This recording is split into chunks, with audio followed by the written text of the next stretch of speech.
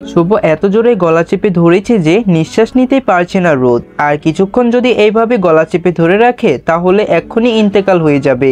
মনে মনে কালেমা পড়ছে রোদ। আজই বুঝি তার শেষ দিন। হঠাৎই গলা ছেড়ে দিলেই শুভ ধাক্কা মারে। রোদ ছাদের ফ্লোরে পড়ে যায়। পড়ে গিয়ে জোরে জোরে শ্বাস নিতে থাকে আর কাশতে থাকে। শুভ রাগান্বিত হয়ে বলে, আমি তোকে বলেছিলাম আমার রুমে আসতে, কিন্তু তোর তো দেখে কলিজা অনেক বড় হয়ে গেছে, আমার কথা শুনিস না, আমার অবাধ্য হোস। কিছুক্ষণ চুপ থেকে আবারও বলে, রোদ তোকে আমি 5 মিনিট টাইম দিলাম, এরই মধ্যে আমার রুমে আয়। বলে ধপধপ পা ফেলে নিচেই চলে যায়। রোদ এখনো ফ্লোরে পড়ে আছে।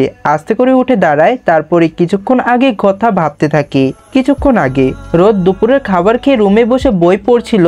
এমন সময় এই বাড়ির একজন কাজের লোক এসে বললেন, রোদ মা শুনছ? কারো ডাক শুনে বই থেকে মাথা তুলে তাকায় রোদ। রাহিমা খালাকে বলে, খালা কিছু বলবেন? রাহিমা খালা আমতা আমতা করে বলে, আসলে মা তোমাকে শুভ বাবাজি ডাকছে তার রুমে।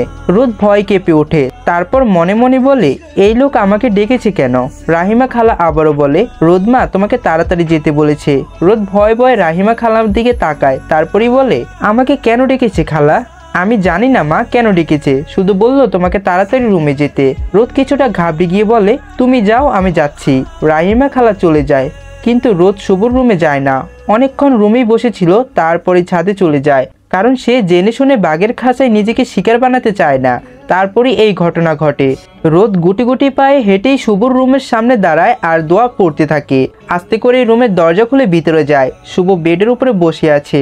হঠাৎই দরজা খোলা আওয়াজেই শুভ রোদের দিকে তাকায়। মাথা নিচু করে আছে রোদ। শুভ গম্ভীর সুরে বলে, এই দিকে আমার সামনে আয়। রোদ শুভর কথা মতোই সামনে গিয়ে দাঁড়ায়। শুভ আবারও গম্ভীর সুরে বলে ওঠে, আচ্ছা তোকে বলেছিলাম 5 মিনিটের মধ্যে আসতে, কিন্তু তুই 3 মিনিট লেট করে এসেছিস। এখন কি শাস্তি দেওয়া যায় বলতো? শুভ কিছুক্ষণ থেমে আবারও বলে, তোকে আমি বলেছিলাম আমার আশেপাশে না আসতে, তুই কি আমার কথা শুনেছিস? এখন তো তোকে এই শাস্তি পেতেই হবে। রোদ মাথা নিচু করে ভয় কাঁপছে। শুভ আবারও বলে, আচ্ছা একটা কাজ করলে কেমন হয়? তোকে আমি আমার ব্যালকনি থেকে নিচেই ফেলে দিলে কেমন হয়? 3 তলা থেকে পড়লেই তোর মতো পুচকিমের হাত পা হাড়গো আর শরীর থাকবে না। এইটাই বেস্ট হবে, কি বলিস? রোদ চমকে উঠে মাথা তুলে তাকায়। শুভর দিকে সত্যি সত্যিই কি এই লোক তাকে ফেলে দেবে? ভয় কষ্টে রোদ ওর চোখের পানি চলে আসে। টলমল চোখে তাকিয়ে আছে। কান্নার জন্য মুখে লাল হয়ে আছে। চোখগুলো ফুলে গেছে। কিছুক্ষণ পরপরই ঠোঁট কেঁপে উঠছে। শুভ আস্তে করে রোদের সামনে দাঁড়ায়। কেমন ভাবে যেন তাকিয়ে আছে। রোদ ভয় কেঁপে ওঠে। আচ্ছা এই লোক কি তাকে সত্যিই ফেলে দেবে? শুভ আস্তে করে সামনে এসে দাঁড়ায়। রোদ ভয় কাঁপছে, চোখের পানি টলমল করছে।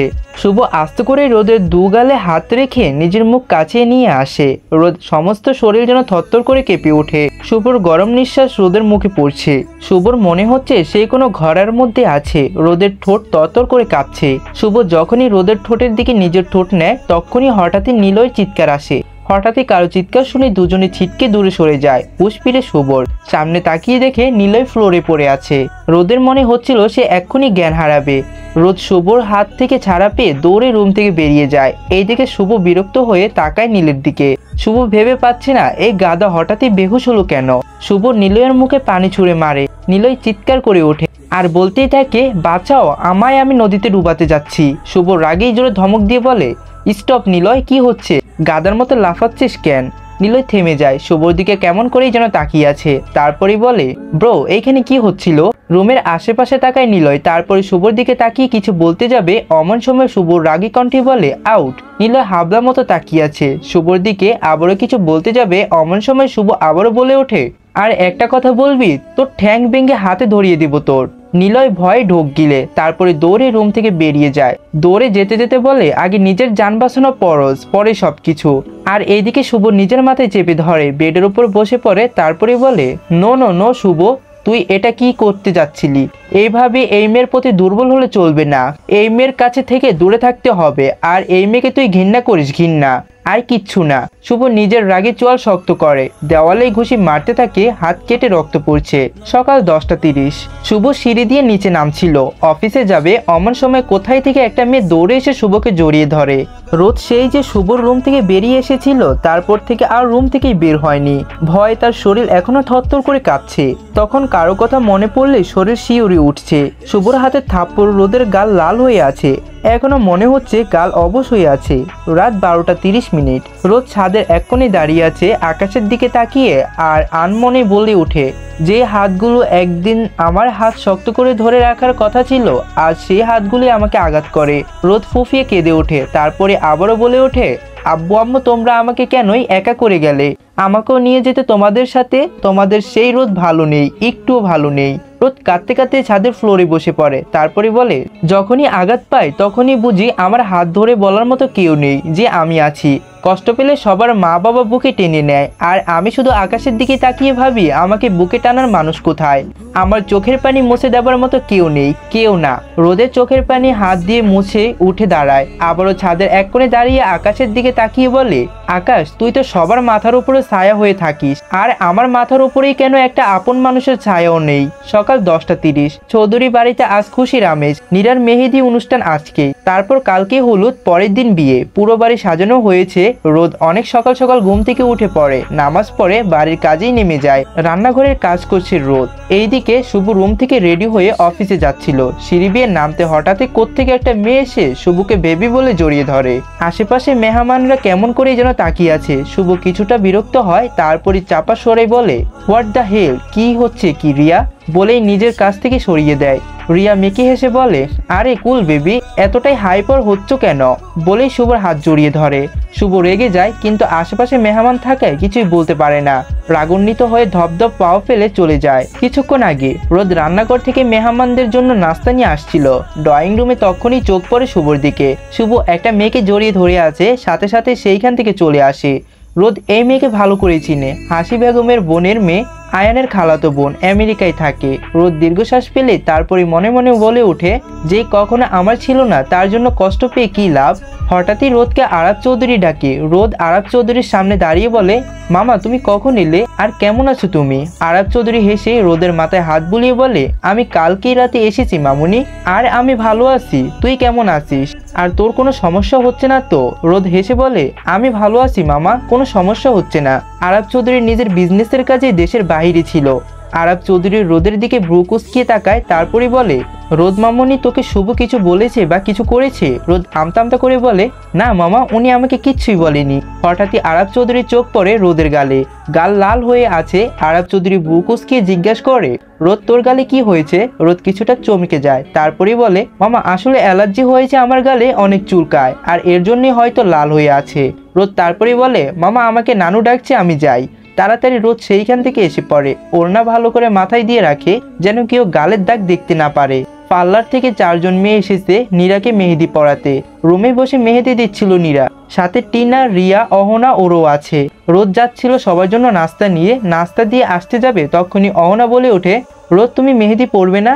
রোদ পিছন ফিরে তাকিয়ে বলে, না আপু। নীরা বিরক্ত হয়ে বলে, রোদ এইখানে সবাই মেহেদি পরেছে, তুইও পরবি, আর কোনো কথা শুনতে চাই না। রোদ আর কিছু বলে না, কিন্তু রিয়া আর টিনা রাগি পুষছে। এই বাহিরের মেয়েটাকে নিয়ে এত আদিক খাল্লাত কিসের বুঝি না, কিন্তু সামনে নীরা থাকায় কেউ কিছু বলতে পারে না। 1 ঘন্টা ধরে রোদকে মেহেদি দিয়ে দেয়। সবার হাতে মেহেদি দেওয়া শেষ, সবাই হাত ধুয়ে আর একজনের মেহেদির রং দেখছে, যে কার মেহেদির রং কত গাঢ় হয়েছে। রোদের হাতের মেহেদি শুকাতে অহনা বলে ওঠে, রোদ তুমি যাও মেহেদি দিয়ে আসো, এখন দেখবো তোমার মেহেদির রং কতটা গাঢ় হয়েছে। আর যার মেহেদির রং যত বেশি গাঢ় হয় তার বর তাকে তত বেশি ভালোবাসে। রোদ মেহেদি ধুয়ে আসে ওয়াশরুম থেকে। সবাই অবাক হয়ে তাকিয়ে আছে রোদের হাতের দিকে। অহনা বলে ওঠে, ওয়াও রোদ, এত সুন্দর রং হয়েছে এই অল্প সময়। রোদ তোর বর দেখেছিস, তোকে খুব ভালোবাসবে রে। তা আমাদের দুলাভাই কোথায় থেকে লুকিয়ে লুকিয়ে এত ভালোবাসে রে? রোদ লজ্জায় মাথা নিচু করে নেয়। আর এইদিকে টিনা আর রিয়া রাগে ফুঁসতে থাকে। রিয়া মনে মনে বলে, যত সব আদিক্ষাত্তা।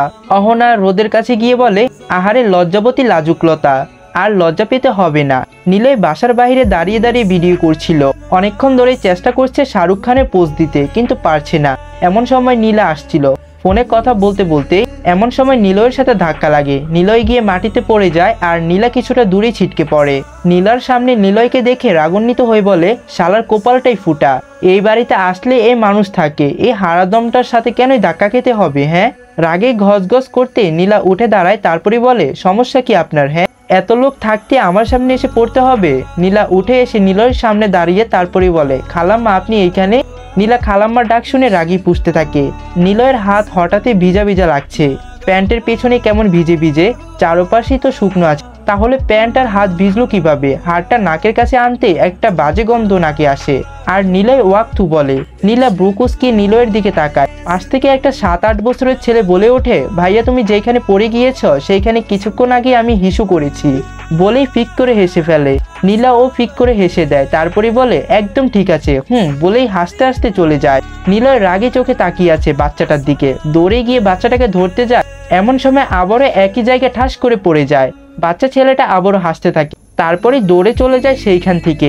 নিলয় রাগে দুঃখে বাড়ির ভিতরে যায় গোসল করতে। এইদিকে রোদ নিজের রুম থেকে বের হয়ে নিচে যাচ্ছিল। অমন সময় অয়ন ডাক দিয়ে বলে ওঠে, রোদ কোথায় যাচ্ছ? রোদের পা থেমে যায়, পিছন ফিরে তাকিয়ে দেখে অয়ন হাসি মুখে তাকিয়ে আছে। রোদ আমতা করে বলে, ভাইয়া কিছু বলবেন? না মানে এমনি ডাকছিলাম। কোথায় যাচ্ছ? নিচে যাচ্ছি ভাইয়া, কাজ আছে। অয়ন রোদের হাতের দিকে তাকিয়ে বলে, হাতে মেহেদি দিয়েছ, খুব সুন্দর লাগছে। রোজ লজ্জা পেয়ে মাথা নিচু করে বলে ওঠে, ধন্যবাদ ভাইয়া।